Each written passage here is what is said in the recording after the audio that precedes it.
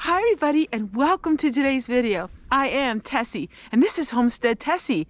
Woohoo! Let's get started. Hope you can spare about 8 minutes with me because I want to share with you something that has been on my mind and on my heart, and I thought this would be a great opportunity to sit down and to share it with all of you. In the other videos, you see a lot of action, you see a lot of us working on things, working on projects, but sometimes it's nice, especially when you film every single day of your life, it's nice to sit down and talk. This is a way that you get to know me a little more personally, and today's subject is something that I've been really wanting to make for a long time, and I received a comment that just spurred on this conversation. Now, the comment was not nice at all, and so it was very passive aggressive.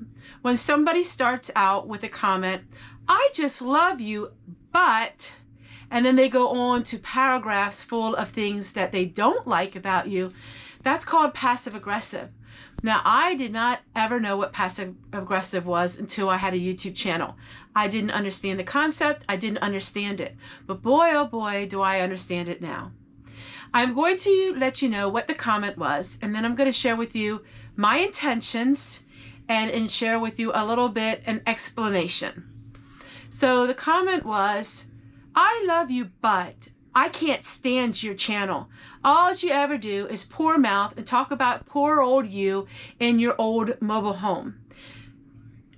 And then she went on to say some very derogatory things, and I sat there like, what? And then I started thinking, so I'm coming with the intention to all of you that this person maybe was uneducated about my channel, or didn't know me, or maybe only watched a few videos.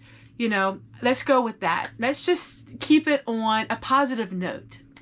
So what can I learn from this comment? Well, number one was, if other people maybe have felt the same thing, so we'll give it that benefit of the doubt. Maybe somebody else thought, you know, she says her old mobile home. I can explain that in just a moment, but she says her old mobile home and 1963, and I put all the emphasis on the date of the mobile home and, you know, all of these things. So when I started my YouTube channel, I was Homestead Tessie Mobile Home Living. Now, I did change the title of my channel quite a few times in the years before because I was trying to find that niche, that little thing that I had that was different from the rest. When I started my channel, I was Mobile Home Living, and I was just about, I believe, the only one with Mobile Home Living in the title. Then something happened to me that was pretty traumatic, and I can't go into detail about that because it was very personal. And I shied away from talking about mobile home and mobile home things like that. I guess because maybe people didn't understand when I started talking about mobile home living and things like that. And back then, my life was so much different than it is now. Back then, my mobile home life was living in a mobile home without plumbing. And that brought on some trauma that I never experienced and never thought it would. But when I opened myself to the world out there and I showed my real living conditions, I had no idea what people would do or what they would say about it. And I had no idea how rude and cruel people could be. So I started to shy away from mobile home life. Now, there were lots of content creators that lived in a mobile home, but their focus on mobile home life wasn't quite as much as mine was, as far as the titles. But that's what's made me popular. I got popular through my mobile home life, living in a mobile home that was an older mobile home. Sometimes people took that as me saying, woe is me. In fact, it was the opposite. I loved living in my old mobile home. I love living in my old mobile home. I cherish my mobile home. But when I put the word old mobile home in my titles, I'm not saying that in a way that's degrading or pity me. And I'm sure 90% of you understand. But when you have a niche on YouTube, you need to have keywords, and keywords are about your life. So if somebody lived like Doug and Stacy off grid, Doug, Stacy off grid, that's their life. Mobile home living, mobile home life is my life. And I live in a very old mobile home, which is something a little unusual.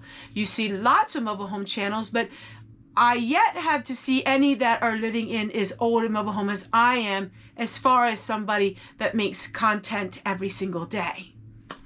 So I started with my titles back to what I originated with, because that is what I am. I'm mobile home life.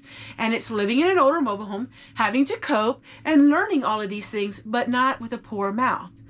So I just want to make that clear, that I love my mobile home.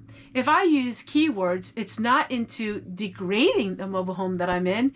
It's just to give the keywords for YouTube to say, for people that are looking for other people that are living in older mobile homes. So, case in point, when I first started my channel, I did not know anything about YouTube very much. And I had just recently had the internet. And so I started searching. What do you think I searched for? People that lived in an old mobile home, because the plumbing wasn't working. I had, all kinds of issues with my mobile home. So I was typing in the keywords, old mobile home living. And I started finding different people that lived in an older mobile home, but they were just making a video here and there. Idaho Hillbilly was the first channel that I ever watched, because he lived in an old cabin without proper running water. So that is how I found him. And then I found a couple of the channels that their titles weren't, old mobile home, but yet they said how to fix this in your old mobile home. You know what I'm trying to say? So I recently decided I'm going back to mobile home living. That is my niche. That is where I am. That is who I am. I have land, and I can have gardens, and I can homestead in a mobile home. That is why I've been putting mobile home in my titles. I am not poor by any sense. I am rich with many things, and I have a roof over my head. I have food on the table. I have running water. I have a sewer that works, and I have all of these things, and I am very blessed. I want to reach out to all of you once in a while when I receive a comment, not to point out the comment into drama, but to point out the comment in case maybe some other people don't understand. One other thing I want to share with all of you is I've been given a call to action at the end of my videos. And you know what happened? Because I gave a call to action in my videos, my subscriber counts are really going up, because lots of people have become unsubscribed to my channel. But what happens is YouTube still recommends 1 to 2 videos a week on their home front, but they're not seeing the 7 videos a week. Now, the call to action that I am giving to all of you is not so please, please, please, and beg you and try to force you into watching all my videos. But if you are subscribed to my channel, then you will be notified of all of my videos, and then you can pick and choose more which videos of mine you may want to watch. I cover a wide variety. I have these talk videos where they're unscripted. Then I go into great detail with fully programmed videos with interaction, with recipes and interactions and links and all kinds of things. I have a wide variety of things that I do. Not every type of video is for everybody, but if you're notified of my videos, then you can see which videos. So many people said, well, I didn't know you were making videos anymore. And I'm like, what? I make 7 videos a week, even more sometimes, only because they didn't take a second and looked. I got so many subscribers back in the last couple days from doing that is absolutely amazing to me, because that just gives me the opportunity to maybe minister to you or share something to you that you would really want to watch. So not everybody's into mobile home living, but mobile home living is something that it describes me a little bit. And I'm going to be doing a lot of homesteading projects. I'm going back to the original how my videos were. And that was living each day, sharing with you each day in very action-packed videos on the majority. And then I will have 2 days a week where I just give myself that little break where I can sit down, turn my video on, turn it off, and then I don't need to worry so much about all of the other things to it. Some people like the talking. They like heart-to-hearts. Some people can't stand the heart-to-hearts, but they love me going to the grocery store. Some people don't like any of my videos except for my Thrifty Thursdays. So I think that it's a wide variety, and you are welcome to watch what you enjoy. And then I have some people that enjoy all of my videos, and so grateful for that, because you help me stabilize my channel, and that way I have a stable income, and that helps me in tremendous ways. So I wanted to explain that a little bit about mobile home life, mobile home living. When I talk about my old mobile home, I am not doing that in a way as poor me at all.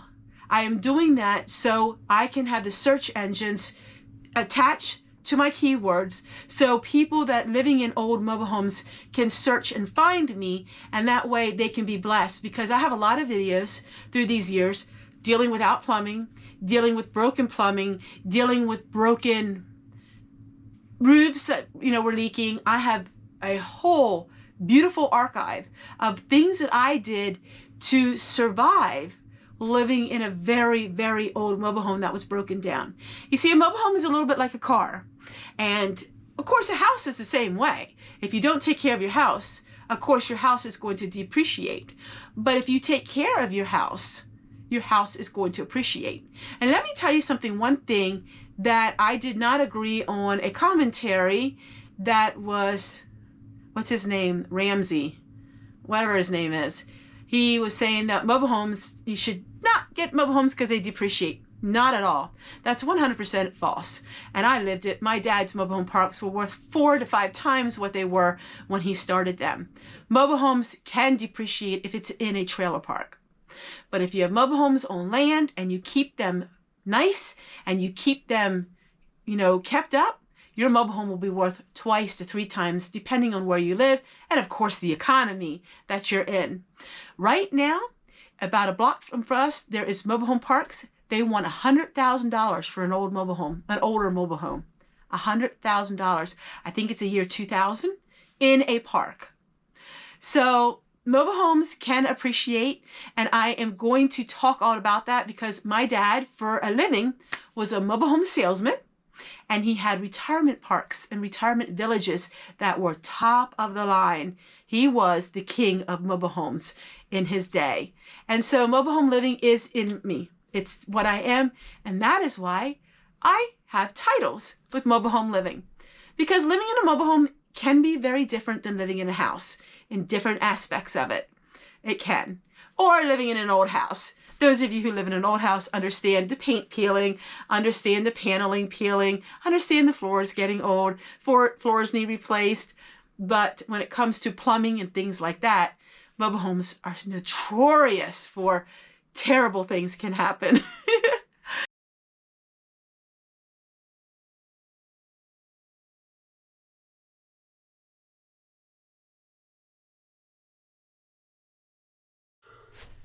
I'm always amazed how people react to different videos. Sometimes they come up with things I never even dreamed of. Another comment I received just recently is, "No way could you possibly live on that kind of money a month." Well, yes, we can, because we do things very unconventional here.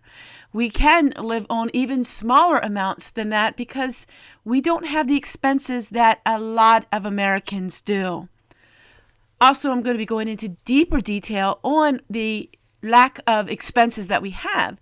So one of them is we are living in an area where we have our own well water, we have our own septic, we don't have to pay for water, we don't have to pay for sewer, and we don't have some of the things that people would say you must have. Now, of course, we have house insurance and we have car insurance, and of course, we may have some car repairs someday, but we really don't have a lot of expenses. And I think the thing is this. Some people, depending on where they live and depending on their living conditions, they live a certain way and they think they can't live any cheaper. And actually they can. It's just, what are you conditioned to doing? And so there's so many things that I cannot wait to share with all of you about old mobile home living and about living very frugally, abundantly on a lot less. A subscriber, Joe, said it really clearly just yesterday. He said, really all you need is food in your belly, clothing on your back, and a roof over your head. He said, everything else really is extra. And he said, To keep yourself from starving, to keep yourself warm, and to keep yourself clothed really doesn't take a whole lot. And he is 100% right. So thank you guys so much for watching today's video, and I will see you guys on the next one.